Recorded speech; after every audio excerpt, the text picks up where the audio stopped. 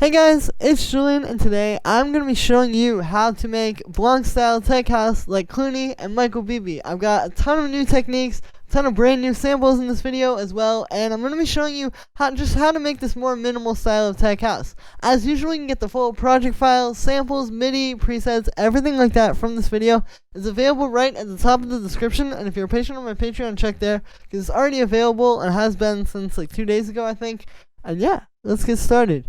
So, the first thing we got going on here is the low end, which is this kick and bass, which sound like this.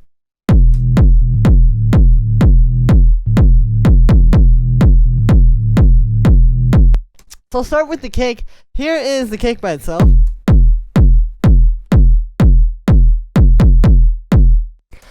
So the way I made this kick is using a 909 kick. I'll play you the original sample, because you can hear I've done quite a bit to it. So there's the original 909 kick. As you can hear, that sounds a lot closer to what you would hear just with a dry one coming out of the drum machine. But what I did is I took that and then I put it through some distortion and saturation to get it to hit like this. So this is the way you make this type of kick. Like that sort of almost crunchy, mid-rangey kick that you hear in a lot of Michael Bibi tracks. You hear it in a ton of Cloonee tracks. You hear it in a ton of Pasta tracks. Like all the tracks on these different labels like Repopulate Mars and Solid Grooves and stuff like that are using these style of kicks. And it can be kind of tough to make these if you don't really understand what's going on. What it is essentially it's based on like 90s hard techno kicks actually, where what they would do is, you know, back then typically the only kick they would really have would be like a 909 kick, and then they were putting that actually through like guitar pedal distortion. Like, you know, if you're familiar with guitar, I'm sure you've had some pedals before. And what would happen is you would get this very fat sounding kick, and back then they would use it to create the kick and the bass at the same time. Here what we're doing is it's really just like this shortened kick, but then we're using that same technique and just kind of dialing it back a little bit, and it works really well for this style because not only does it make the kick super big and just fat, but it also makes it really punch. And that's the thing, like when you hear tracks like Hanging Tree and, you know, the Cloonee tracks and stuff like that, and they have those kicks that have that like crunchy kind of soft feel to them, but it also has a lot of punch. This is how they're doing it. So yeah, what you want to do is it's a lot about the sample that you're using. I'd say it's like 60% the 909 sample you're using, and then 40% the processing. And the type of 909 kick you want is you want it to be one of the really punchy ones. Like, you can tweak it on the 909, as I'm sure you guys have seen. And what you want is one of the ones where, like, the punch knob is turned up. And you kind of want it to be a bit brighter, too. Like, the tone should be turned up a bit as well. Again, that's the original sample I started with. And you can hear it already has a bit of punch. You can hear that kind of like pew in the high end and in the mid-range that happens there. That's what you want. So we started with that, and then to recreate the guitar pedal distortion, I used Ableton's pedals. So what we have here, as you can see, I have it on the overdrive setting. Typically distort and fuzz are a little bit too much, I found, but I've just turned the gain up a bunch. And then the secret to this is using the sub knob. I actually like this more than a guitar pedal for this because of the fact that the sub knob exists. Because I'll show you. So here's the dry 909. And then I put it into the pedal here. And yeah, if I turn the sub knob off, see how you get that punch, but you don't get the low end to it? There you go. So that's the secret if you're going to use this on a kick like this. But yeah, so that's what it sounds like just coming out of the pedal.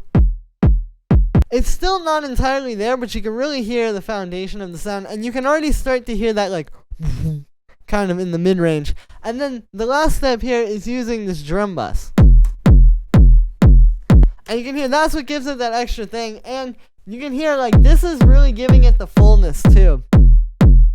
I've got the boom on. I've got it on the hard setting on the saturation. And I've also got the transients knob turned up. This is important because a lot of times this pedal distortion, especially if you experiment with other ones like Guitar Rig and like Waves GTR and other different things that emulate guitar pedals like this, is that you'll find it makes the kick really big and boomy, but you can lose the punch sometimes. And that wasn't happening so much here. This is a pretty controlled distortion, but this transients knob really helps to bring out the punch there. And another thing here is you'll see I shortened the kick with the amplitude envelope in here. So if I just get rid of that, here's what this sounds like. So it kind of goes back to what I was saying with like that 90s hard techno kick.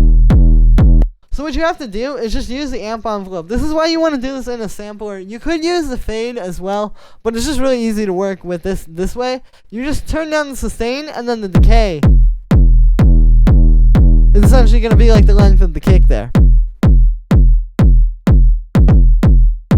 And yeah, so that is how you do the same kick. Like I said, it's a 909, guitar distortion, and then a bit more drum bus to really give it the extra push. And the other thing I'll talk about with this too are just like the little kick like fills, like how we have it going like doo-doo and the doo-doo, like stuff like that. So, you know, you just want to make sure you have those maybe like once every 2 bars. Stuff like that, once every 4 bars sometimes. That really gives it a lot of character and energy. And yeah, after that we got the bass line.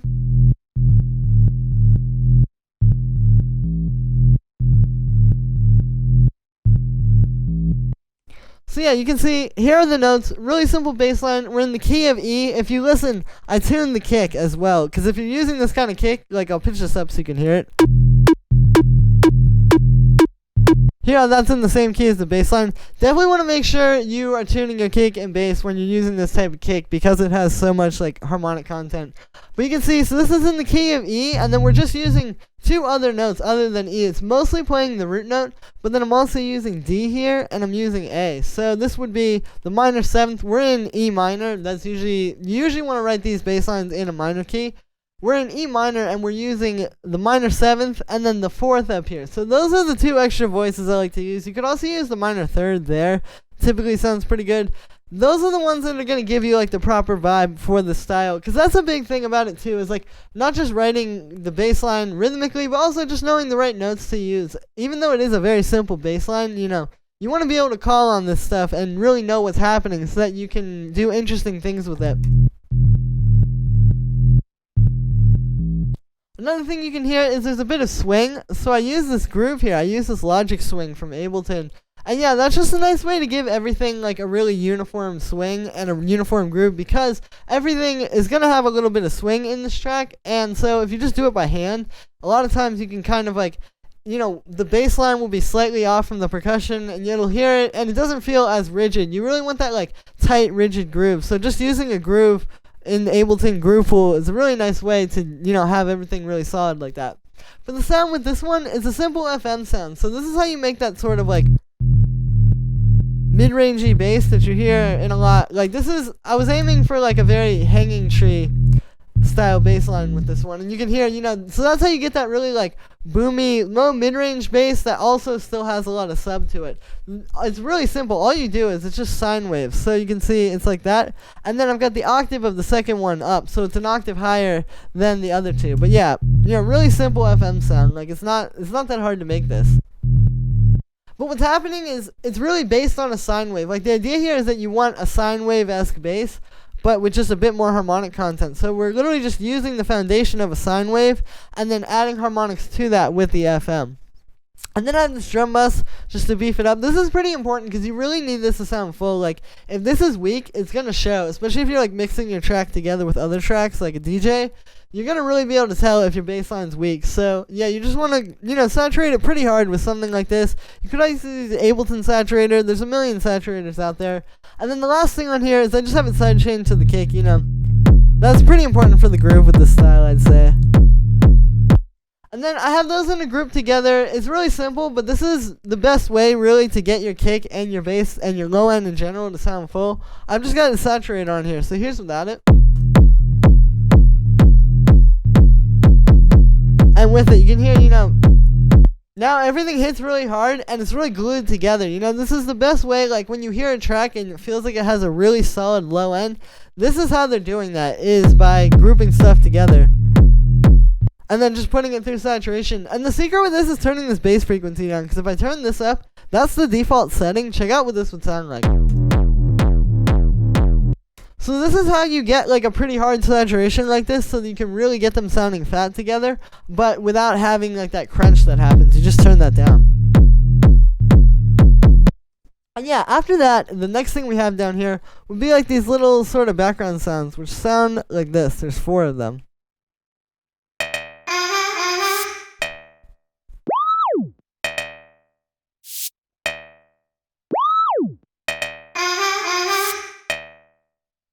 So yeah, you can hear these are just like those extra little things that are in the mix that aren't just like your main like hi-hats and claps and percussion, but they're just adding a bit of sort of punctuation to the beat. I'll turn these off and show you what I mean.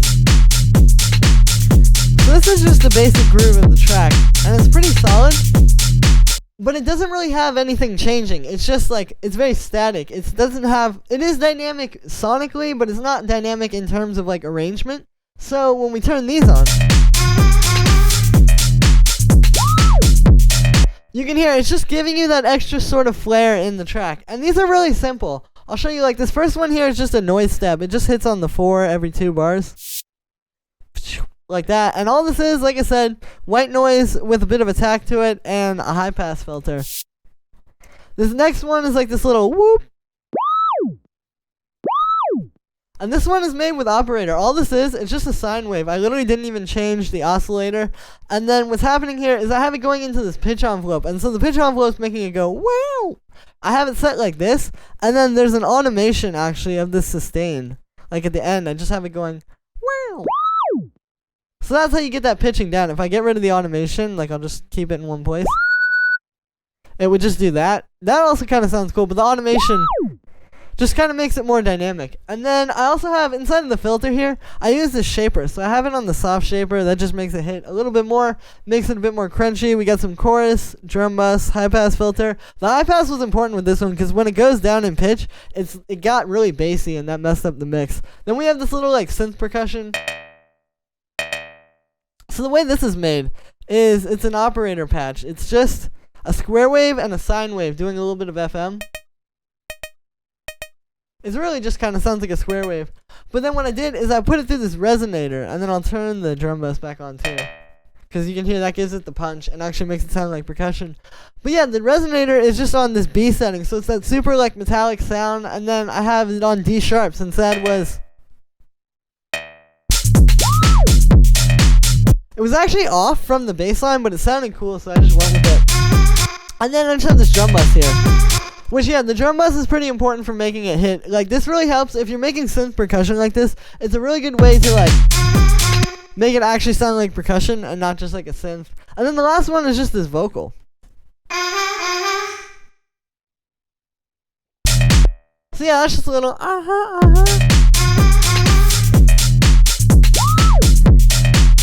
You know, this is pretty sparse. Like, you just kind of have it hit there, and then it comes in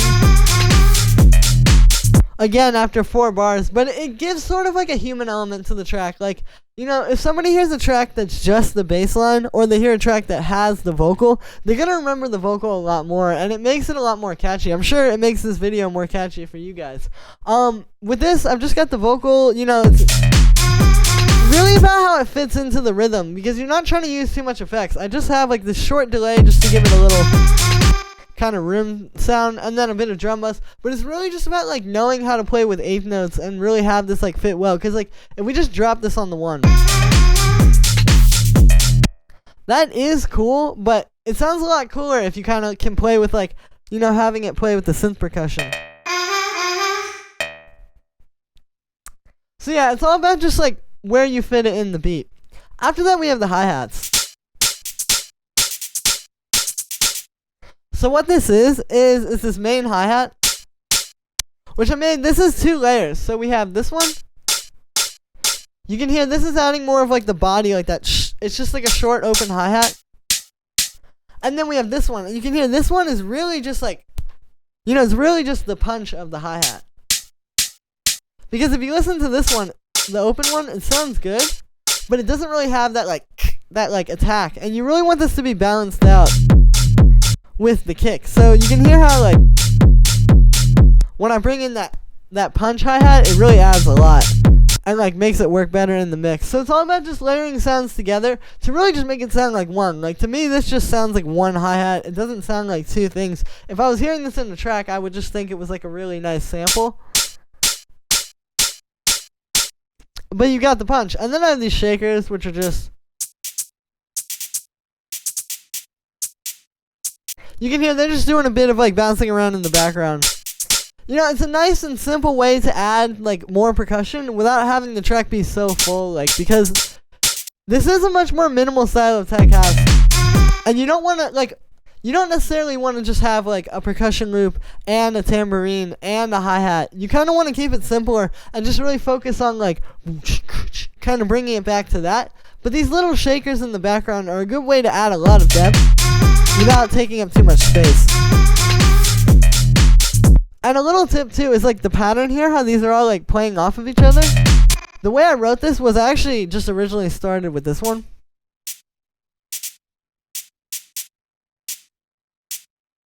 And then I just wrote this whole pattern on this one, and then I just chopped it and moved it to the second one. And it's a nice way to add a little bit more depth by having two different shakers. And then on the group of the hi-hats, we've just got a bit of drum bus just to kind of glue them together and make them really punch, you know. Here's without it. And with it, so it's like night and day, but this is what really gives it that fullness and makes it fit in the track.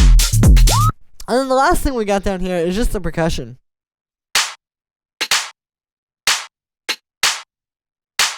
So it's very simple. We just have this clap, you know. It's just about getting like a really good sample. So this is just like this very full one. It's got a lot of mid-range. It has a lot of attack to it. And it's even got some nice high-end. And then I'm just kind of going through some drum bus. And then this little thing is just like a little... Again, it's very sparse. Like this only plays once every bar. But that one note is very powerful. Versus just having like something happening every 3 seconds. So then on the group of those, I just have a bit of drum bus to kind of make them hit a bit more.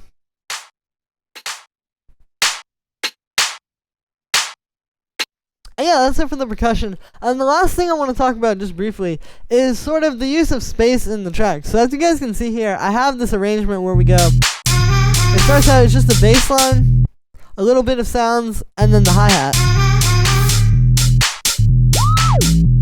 Then the hi-hat stops, and we're really just hearing the bass line and the clap hitting. And obviously you know those two sounds, but it's very minimal there, and you're really getting to take in for a moment everything that's happening with the bass line and everything that's happening with the clap, and it's just kind of like really breathing. And then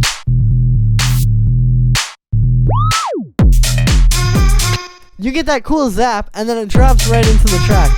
There were no effects there. There were no crashes even. There was nothing. Just these elements were able to build the tension and kind of like go, you know, really well into this drop.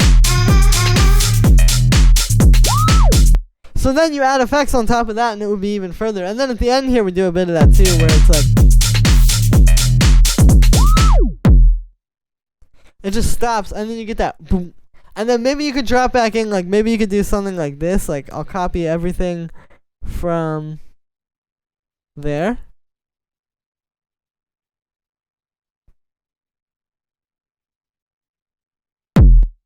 Like let's say it just went like this.